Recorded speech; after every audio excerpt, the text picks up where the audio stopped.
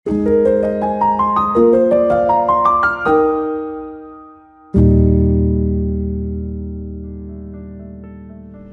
Bapak Ibu Saudara yang dikasihi Tuhan Yesus Kristus. Apa kabar Anda hari ini?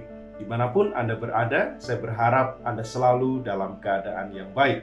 Dan sangat senang saya kembali bisa menyapa Anda melalui program Sapaan Gembala GKI Manyar. Saudara dikasihi Tuhan, ada sebuah kisah sederhana dari sebuah desa kecil. Seorang anak laki-laki setiap hari harus melewati jembatan tua yang nampak begitu rapuh untuk pergi ke sekolahnya. Suatu hari datanglah seorang arsitek yang sedang berkunjung ke sebuah desa kecil ini. Dia berasal dari sebuah kota besar dan sang arsitek ini mengamati jembatan itu. Di dalam pengamatannya, dia melihat seorang anak ini melintas dan dia memanggil anak itu dan berkata kepadanya, "Nak, jembatan ini sudah tua dan sangat berbahaya sekali kalau dilewati karena strukturnya sudah sangat rapuh. Saya sarankan mulai sekarang kamu tidak melewati jembatan ini lagi." Anak itu kemudian nampak mengangguk dan dia mengatakan, "Baik Pak, baik." Tetapi saudara, keesokan harinya ia kembali menyeberangi jembatan yang sama seperti biasa karena dia harus pergi ke sekolahnya. Dan sang arsitek yang memang tampak sedang kembali mengamati area itu dan melihat anak itu kembali melintas, dia heran dan dia kembali bertanya kepada sang anak, "Nak, bukankah kamu percaya apa yang kukatakan kepadamu kemarin? Aku ini adalah seorang arsitek, aku mengerti betul apa yang kukatakan kepadamu.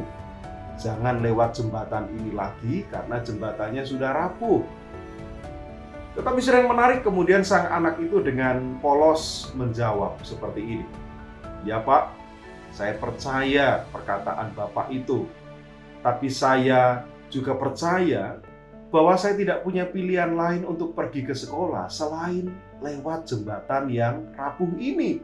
Saya tidak punya pilihan lain."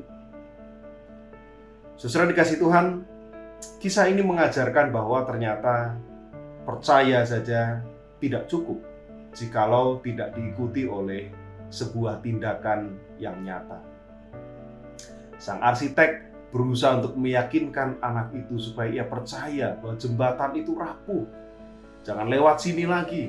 Tetapi tanpa tindakan yang nyata, tanpa aksi yang konkret, sang anak mengatakan, "Ya saya percaya, tetapi saya tidak punya pilihan lain selain lewat jembatan ini." Saudara, demikian juga yang dikatakan Yakobus dalam Yakobus pasal 2 ayat 14-26 bacaan kita hari ini. Ia menantang kita semua dengan pertanyaan yang sangat tajam. Dikatakan, apakah gunanya saudara-saudaraku jika seorang mengatakan bahwa ia mempunyai iman padahal ia tidak mempunyai perbuatan? Iman tanpa perbuatan. Tentu Yakobus tidak sedang mengatakan bahwa kita diselamatkan oleh perbuatan kita, bukan. Kita diselamatkan oleh iman, anugerah di dalam Yesus Kristus yang sudah tersedia dan kita memperolehnya, kita mendapatkannya. Anugerah itu diberikan dan kita terima melalui iman kita. Tetapi iman yang sejati, saudara, atau iman yang hidup selalu menampakkan dirinya melalui perbuatan kasih yang nyata. Itu yang mau dikatakan oleh Yakobus. Iman tanpa perbuatan hanyalah sebuah ide yang kosong. Ini sama seperti tubuh tanpa roh, maka tubuh itu mati, bukan? Maka ia memberi contoh konkret. Kalau kita melihat saudara yang kekurangan pakaian dan makanan, lalu kita hanya berkata, "Selamat jalan, kenakanlah kain panas dan makanlah sampai kenyang," tetapi kita tidak memberi apa yang mereka butuhkan, maka itu namanya bukan iman. Itu hanyalah kata-kata yang kosong, kata-kata yang hampa. Iman sejati menuntun kita untuk bergerak, memberi, mengulurkan tangan, menolong, mengampuni, dan lain sebagainya. Yakobus, saudara, kalau kita melanjutkan pembacaannya, dia mengingatkan kita tentang dua tokoh iman besar, yaitu Abraham dan Rahab. Abraham disebut sebagai sahabat Allah. Kenapa? Bukan hanya karena dia percaya janji Tuhan, tetapi karena ia taat. Bahkan dia rela mempersembahkan Ishak, anaknya yang tunggal itu. Dia pergi untuk mempersembahkan anaknya ketika Allah memintanya. Iman Abraham bukan hanya percaya di dalam hati, tetapi mewujud di dalam tindakan yang radikal, yang nyata, yang sampai ke akar. Yakobus menulis, kamu lihat bahwa iman bekerja sama dengan perbuatan-perbuatan, dan oleh perbuatan-perbuatan itu iman menjadi sempurna. Ini yang menarik. Lalu ada Rahab, seorang perempuan yang latar belakangnya kalau Anda tahu ini sangat jauh dari mulia. Tetapi ketika waktunya tiba, ia menyelamatkan para pengintai Israel dan mengambil resiko besar karena percaya kepada Allah Israel. Iman yang sejati membuatnya melangkah keluar dari zona nyaman, zona amannya, dan menunjukkan keberanian untuk melakukan sesuatu yang nyata. Saudaraku, dua contoh ini menunjukkan bahwa iman tidak memilih tempat atau latar belakang. Apakah kita seperti Abraham yang sudah lama berjalan bersama Tuhan? Apakah kita seperti Rahab yang baru mengenal Tuhan? Tidak masalah. Yang Tuhan lihat dari kita bukanlah sejarah atau masa lalu kita, tetapi respons kita hari dan saat ini. Hari ini, saat ini. Saudara yang terkasih, di dunia yang penuh dengan kata-kata, media sosial penuh dengan kata-kata, opini, debat di mana-mana. Dunia ini dipenuhi dengan kata-kata. Tetapi saudara dan saya dipanggil untuk menjadi orang yang menunjukkan iman bukan hanya dengan retorika, perkataan, tetapi dengan tindakan yang nyata.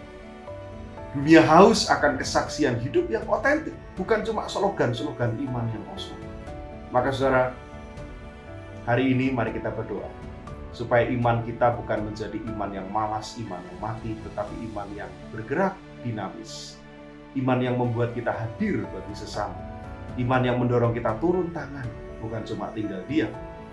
Iman sejati bukan hanya tahu banyak tentang hal-hal yang rohani, tetapi iman yang melakukan kebenaran walau itu kecil dan sederhana. Menjadi terang bukan hanya dilakukan di atas mimbar, tetapi di rumah, di kantor, di jalan, di pasar, dimanapun kita berada. Saudaraku, selamat mewujudkan iman itu di dalam perbuatan nyata. Perbuatan nyata walaupun kecil, tetapi ketika kita melakukannya dengan cinta yang besar, maka niscaya ia akan berdampak nyata. Salam.